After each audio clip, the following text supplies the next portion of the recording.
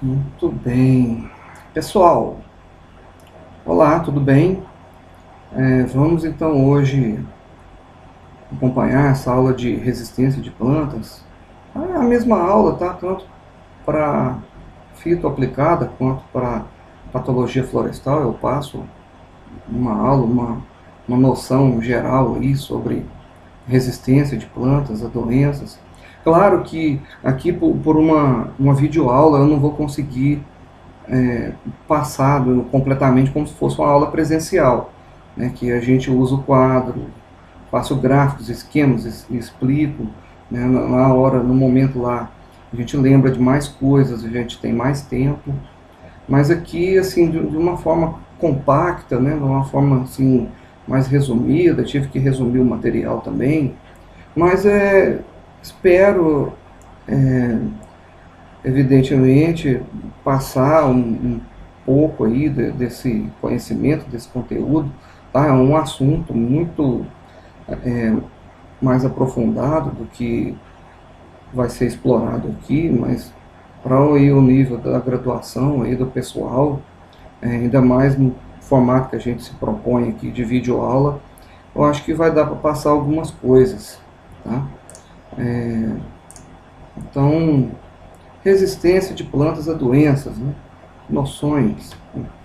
Então, antes de eu falar propriamente de resistência, né, até comento um pouco sobre, na aula presencial, até com mais propriedade, da quebra de resistência, né, como é que ocorre a quebra de resistência de um material, né, de um material vegetal, de uma cultivar, né? Mas para a gente poder entender isso, antes é necessário esse conhecimento aqui dos estádios de variação em agentes fitopatogênicos.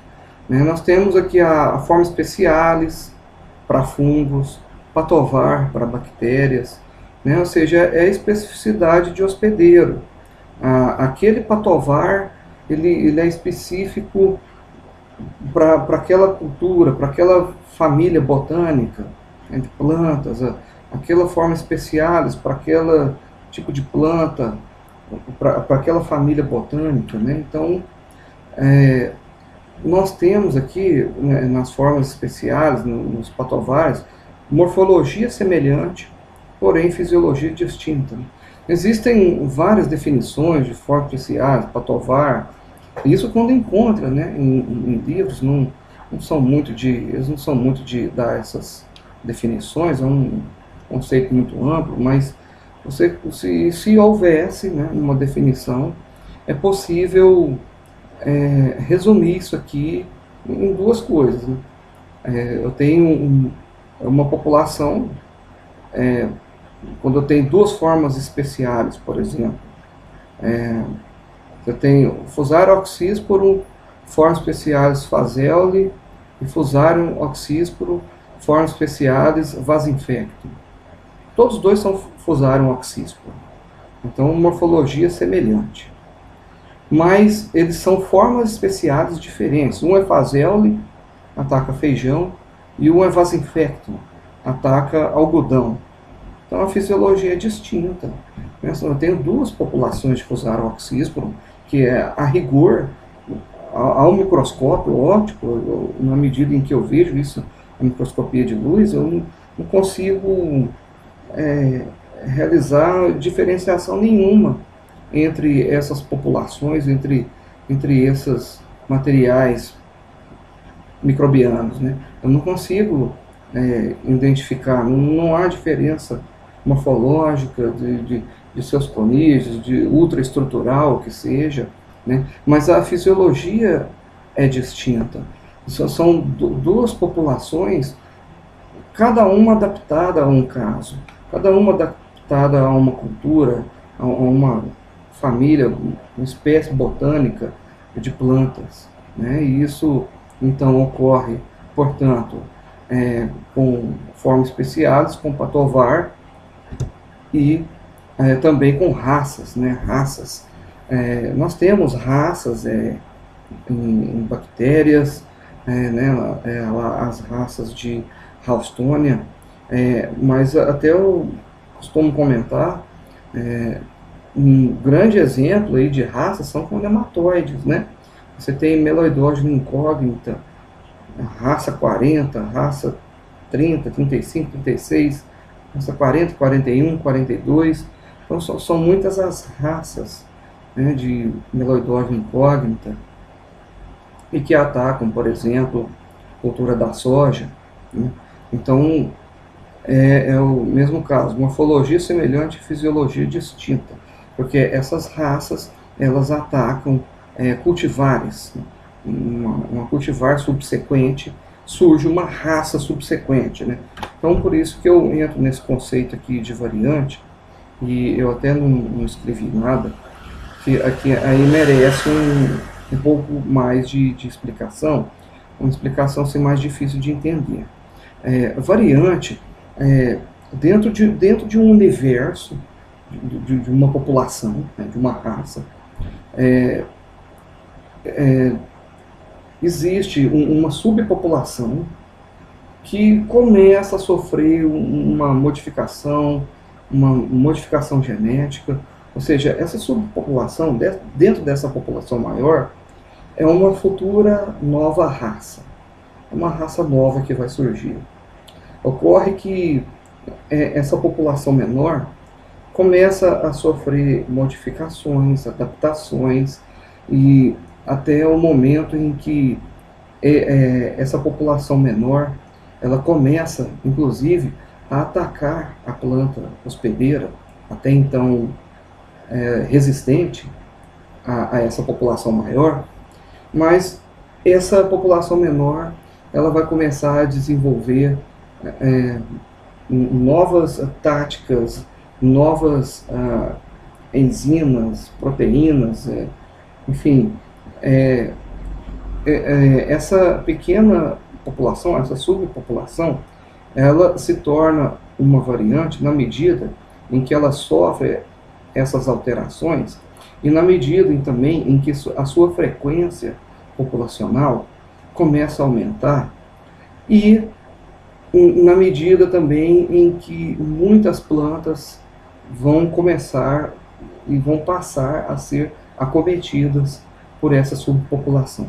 Até que a frequência populacional dessa subpopulação aumenta tanto, num ponto em que nós teremos então o surgimento de uma nova raça. Ou seja, uma subpopulação que se adaptou, que evoluiu, e que agora não existe, inclusive a planta anterior, a planta até então que era resistente, e não há no mercado nenhuma planta que é resistente a esta nova raça, né?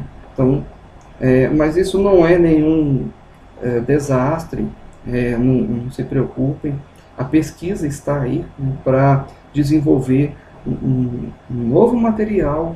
Os melhoristas vão desenvolver um material que seja resistente a essa variante que agora é uma nova raça, ok? Para isso, nesse sentido, é muito importante a teoria gene-a-gene de Flor, né? A Flor diz o seguinte: para cada gene que condiciona uma reação de resistência no hospedeiro, existe um gene complementar no patógeno que condiciona a virulência, e vice-versa, né? Então, se aplica muito a resistência vertical, né? Eu vou inserir na planta um gene R de resistência vertical, né? R maiúsculo, e esse gene ele vai me propiciar a minha planta hospedeira produzir um produto, um sinal, algum sinal de resposta de quando do ataque desse agente fitopatogênico, né? Então, só que esses agentes fitopatogênicos, de acordo com a teoria gene-a-gene de Flor, eles têm um gene complementar, né, para tentar suplantar, né, essa resistência, então, inserida no hospedeiro, tá certo?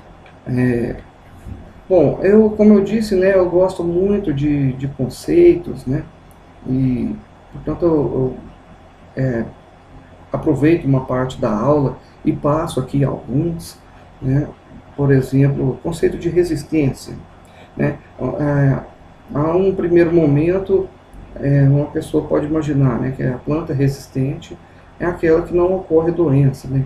Bom, não é bem assim, pode vir até ocorrer, né, mas o principal ponto aqui é o atraso, né? Então veja bem, resistência, capacidade da planta em atrasar ou evitar a entrada e a subsequente atividade do patógeno nos seus tecidos.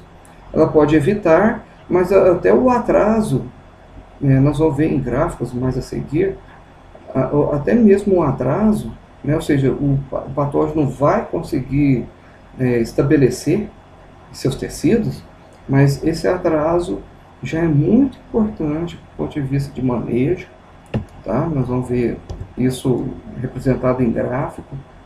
Eu diria que mais interessante do que a resistência é a imunidade. A imunidade. Não existe o estabelecimento das relações patógeno-hospedeiro. Não há de forma alguma esse estabelecimento. Por exemplo, um exemplo de imunidade, né? Eucalipto é imune a nematóides, né? Muitos nematóides.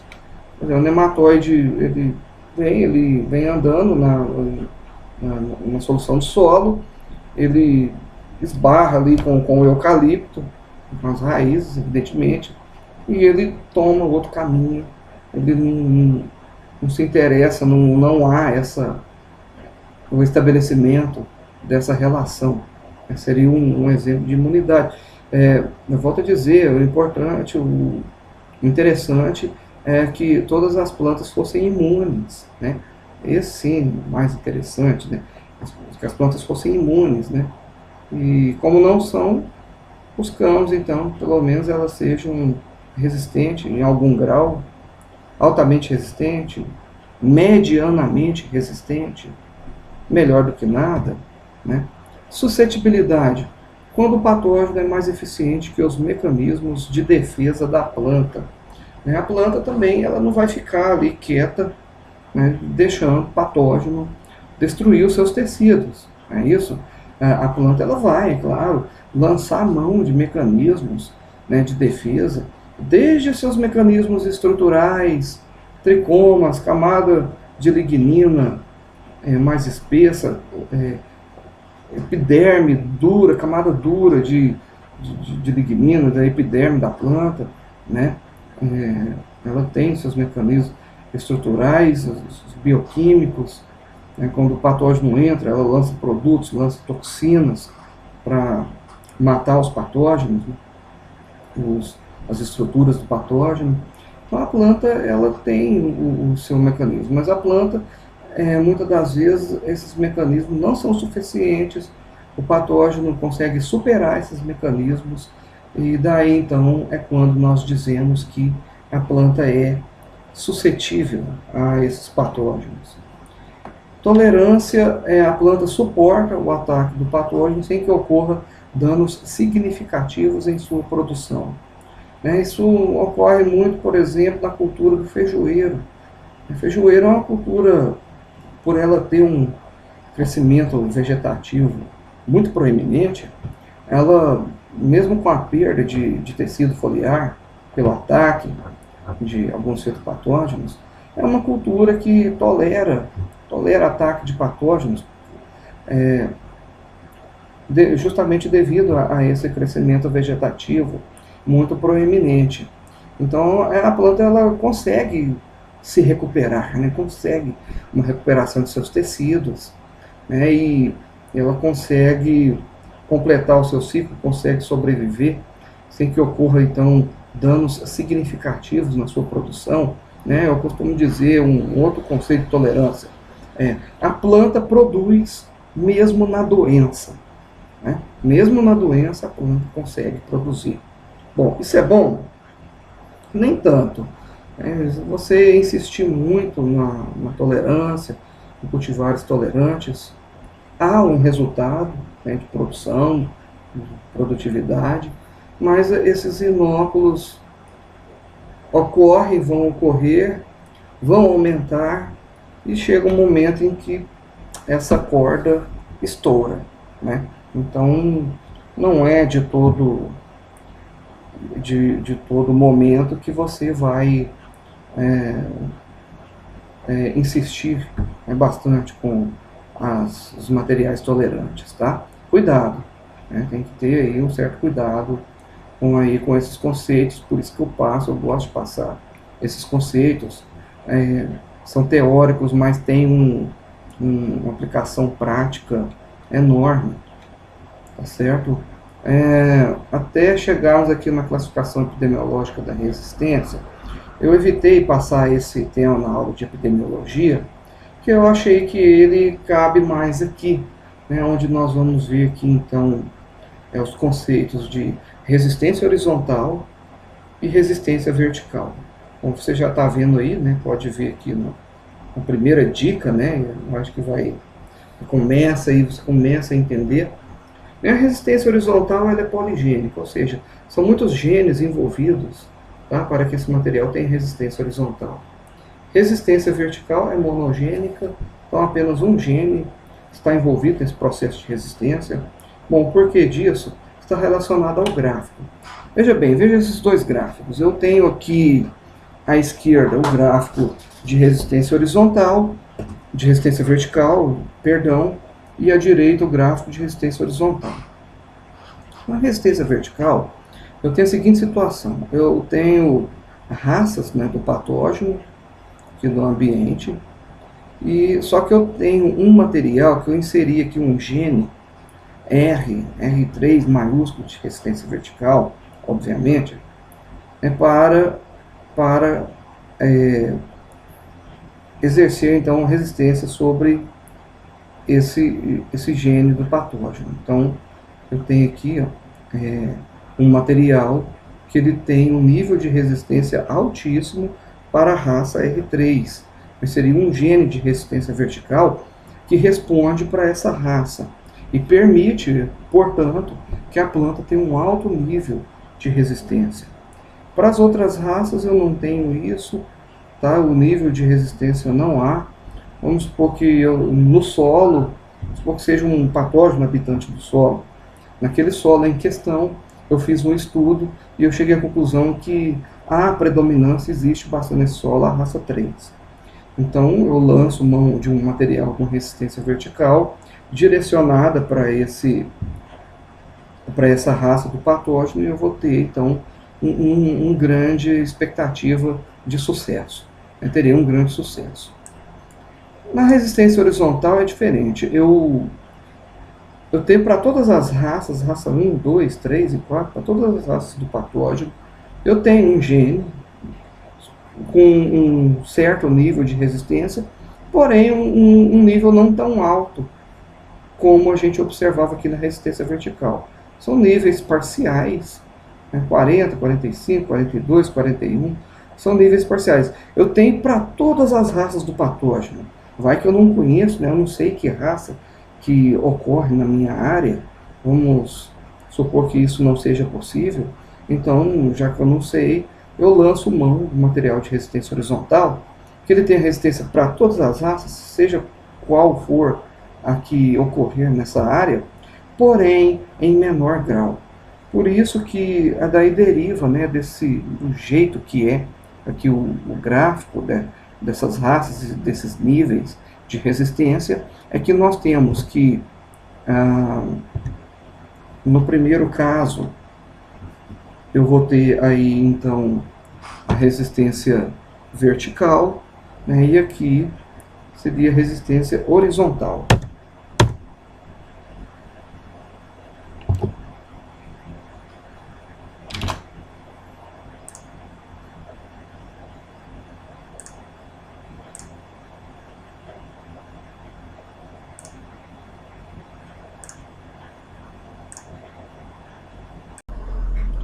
Ok, pessoal, vamos dar continuidade aqui na parte que nós paramos, né, que é justamente aqui quando fala da resistência vertical e da resistência horizontal.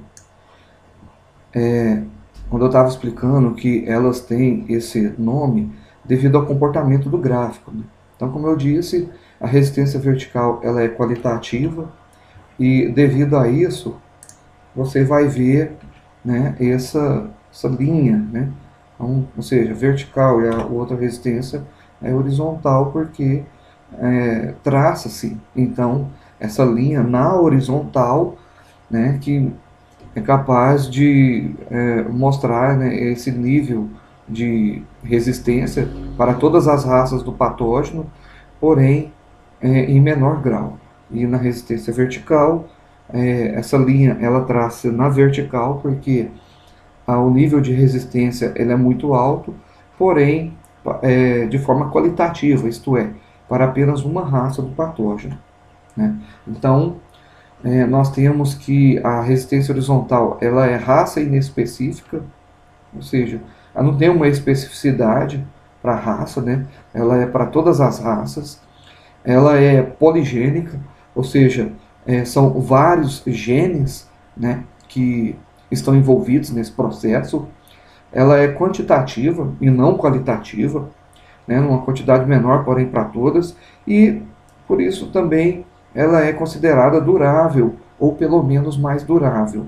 A resistência vertical, por outro lado, ela é raça específica, né, como vimos, né, específico para uma raça, né, monogênica, ou seja, apenas um gene envolvido no processo. Ela é qualitativa, né, na medida em que ela se aplica a apenas uma raça do patógeno, e por isso ela é pouco durável, porque as outras raças para as quais não há o gene R de resistência vertical, as outras raças podem aumentar a sua frequência, e como também há apenas um gene envolvido no processo, ela é mais fácil de ser quebrado e por isso ela é dito pouco durável. Temos bons exemplos de resistência vertical. Dê uma olhada aqui nesse material aqui. Veja como que, né, apenas um gene de resistência vertical, né, para Turnip Mosaic Virus aqui. Veja a diferença, né, com a suscetível, né? Então, como que a resistência vertical tem as suas vantagens? Outra vantagem de resistência vertical do tipo monogênica, na medida em que preconiza-se que ela é pouco durável, né? Nós temos materiais que já estão há muitos anos no mercado, né? Veja aí esse gene MI, de resistência vertical, a amiloidose incógnita em cenoura, né? Nós temos esse material aqui já há mais de 20 anos no mercado, não houve quebra de resistência do material, tá? Um outro ponto que eu quero abordar aqui é com relação aos níveis de resistência horizontal. Material com resistência horizontal, ele pode ter diferentes níveis, né? Desde resistente, moderadamente suscetível e suscetível. Este que é um termo, não propriamente um termo acadêmico, ok, pessoal? É um termo mais mercadológico, né? As empresas criaram esses termos, né? E como é que seria o gráfico disso daqui?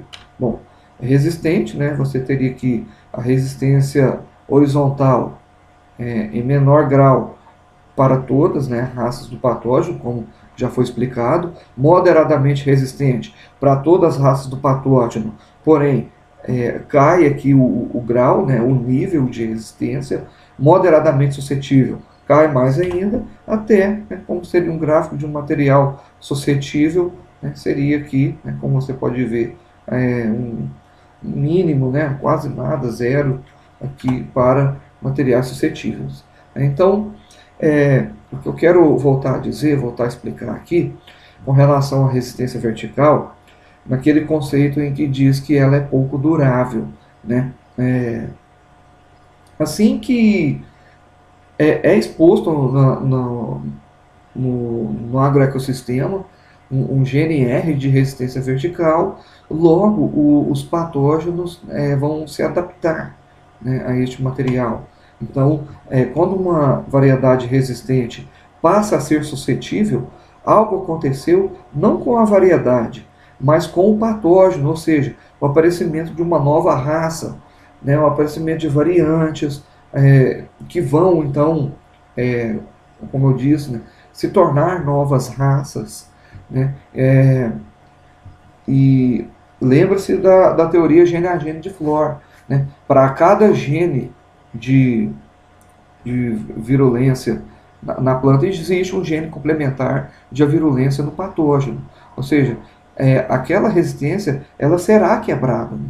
Basta que surja naquela população uma subpopulação que, que devido à plasticidade dos fitopatógenos, vai sofrer algum tipo de mutação, esse patógeno estará apto a produzir um novo produto, né, uma nova enzima, uma nova proteína, uma nova toxina, silenciamento gênico, e ele vai então conseguir suplantar, superar, né, suprimir aquele gene R de resistência vertical da planta hospedeira. Então, isso vai culminar no aparecimento de uma nova raça. Né? Muitas das vezes nós temos aquela impressão, e errônea também, na maioria das vezes, de que alguma coisa aconteceu com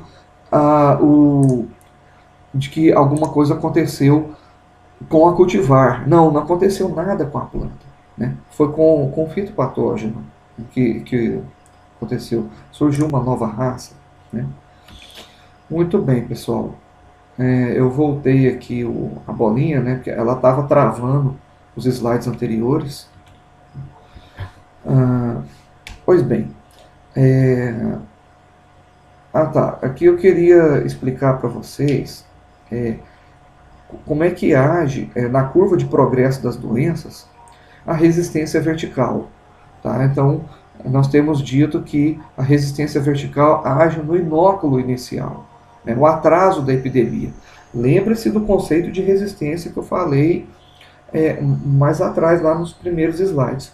Resistência, ela evita ou, pelo menos, atrasa, né, minimiza, atrasa o início da epidemia. Bom, é isso que ocorre com a resistência vertical, né, um atraso inicial da epidemia. Veja que um material suscetível, como que aos 5 dias, começa a haver uma severidade da doença, e ela vai aumentando, até chegar no seu nível máximo. Um material resistente, com um gene R de resistência vertical, ele vai proporcionar um atraso nesse início da epidemia. Aqui, como o material suscetível teve o início com 5 dias, veja aqui no gráfico, no eixo X, na linha do tempo, que esse início do material resistente com o gene R de resistência vertical, ele vai ter um início com 15 dias. Então, esse deslocamento no tempo da curva, depois ele vai subir, ele vai aumentar da mesma forma. Ele não consegue evitar a doença, mas veja que há um deslocamento no tempo de 10 dias, né, que proporciona, de repente, para esse material, você conseguir colher, né, proporciona a colheita, esse atraso no início da epidemia, de 10 dias, 15 dias, 20 dias, é muito importante.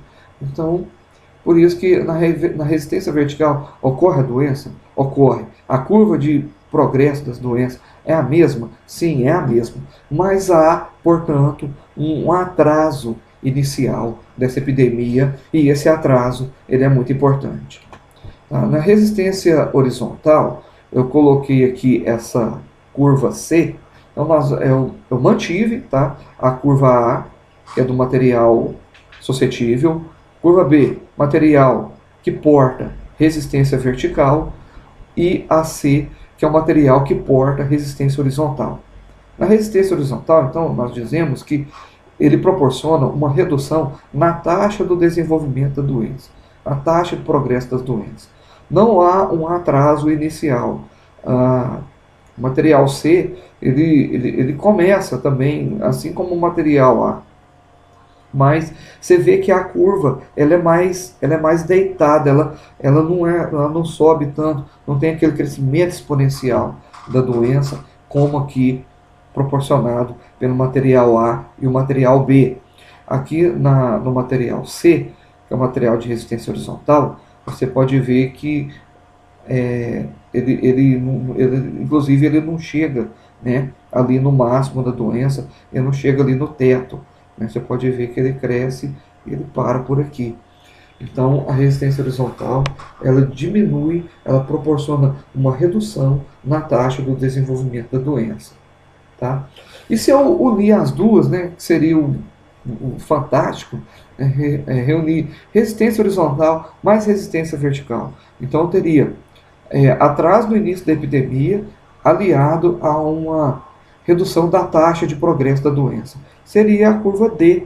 Né? Veja então como que o A seria suscetível, B seria o material com resistência vertical, C com resistência horizontal. Então ela começa bem aqui no início, ela não proporciona, portanto, uma redução no tempo.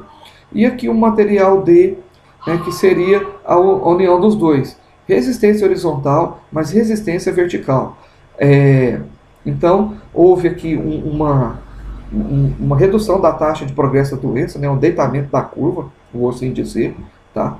E aliado também a um deslocamento no tempo, com um atraso inicial da epidemia muito maior. Então, veja o D aqui, né, como que foi a severidade aqui, foi mínimo, né, da ocorrência da doença, foi mínimo. Tá?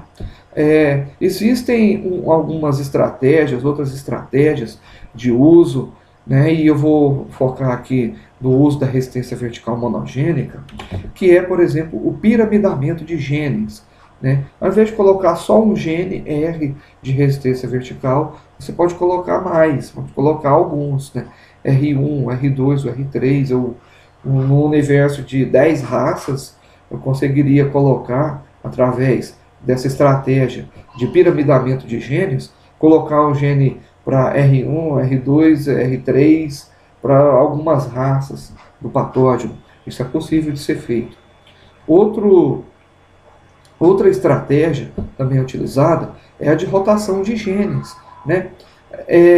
Faça a rotação desses genes, tá certo? Um ano você planta uma cultivar que possui um gene R1 de resistência vertical. No outro ano você planta uma cultivar que tem um gene R2. No terceiro ano, uma cultivar que tem um gene R3. Vá rotacionando esses genes para reduzir a pressão de seleção direcional de outras raças. Né? Na medida que eu planto uma cultivar com o gene R1 de resistência vertical, as outras vão estar sem cobertura. E a frequência das raças 2, 3, 4, 5 vai aumentar. Então, no ano seguinte, eu planto como eu já atendi a raça 1, agora eu planto uma raça 2, um R2, para tentar suplantar, né, suprimir ou não proporcionar um aumento em frequência dessa população da raça 2. Então, planto material com gene R2 maiúsculo de resistência vertical. No ano seguinte, eu planto uma R3. Tá? Então, rotação de genes. Outro também é o emprego de multilinhas. Multilinhas seria o seguinte, seria a mistura de linhagens agronomicamente semelhantes. Ou seja, eu pegaria quatro materiais, uma cultivar com gene R1, as sementes de outra que possui resistência vertical com gene R2, outra que tem um R3 e outra que tem um R4. Vou pegar em igual proporção 25%, 25%, 25% e 25% de cada uma dessas sementes. Vou misturar essas sementes, né? Não há problema com essa mistura, porque elas são agronomicamente semelhantes, vão proporcionar plantas mesma altura, com o mesmo padrão de folha, com a mesma altura de inserção de espiga, pensando em milho, por exemplo, né? Mesma arquitetura de planta, mesmo tempo de produção, mesmo tempo de florescimento, mesmo tempo de colheita. Tá? Eu vou fazer essa mistura, essa junção, essa união, e vou espalhar na área, né? Vou plantar. Como é que ficaria uma área plantada com esse tipo de material? Olha só, está espalhado aqui, né? Então, os genes, por exemplo, em azul, o gene R2, que que é, que é qualitativo para a raça 2. Então ele está aqui, ó, espalhado, né, em toda a área. Você vê as bolinhas azul, né? Se tiver um patógeno aqui, se ele for raça 1, tem uma planta aqui que é resistente a ele. Se ele for raça 2, tem outras aqui perto. Se ele for raça 3, tem duas aqui embaixo que são resistentes a ele. Ele não vai ter muitas opções. Se for raça 4, tem outra aqui no canto superior direito que é resistente a ele. Então isso aqui também diminui a pressão de seleção. Tá? Eventualmente pode ocorrer, com o uso do tempo, dar furo em algum desses materiais aqui, em algum desses genes de resistência vertical. E aí o que você faz se isso ocorrer? Substitui. Né? Assim como você tem um carro, tem 4 pneus, fura um pneu, você troca, coloca um pneu de estepe, coloca outro pneu aqui, por exemplo, um R5, né, já que a 4 foi quebrada, coloca um outro material aqui, faz a substituição da multilinha e prossegue com a multilinha. Tá? Uma outra aspecto aí da resistência de plantas a doenças, e que eu comento também só de forma superficial, é a obtenção de resistência mediante engenharia genética, né? Ou seja, inserir na planta hospedeira um gene via técnica de biobalística ou uma outra técnica mais específica, mais avançada, mais sofisticada, portanto, você insere um gene na planta hospedeira e cria um novo material, um novo cultivar que possui resistência. É o que ocorreu, é exatamente o que ocorreu aqui com aqui esse exemplo. Né? Para o Papaya Ring Spot Virus, você tem aqui um mamão resistente, mamão suscetível, que é o centro. Mamão resistente, mamão suscetível. O que ocorreu aqui?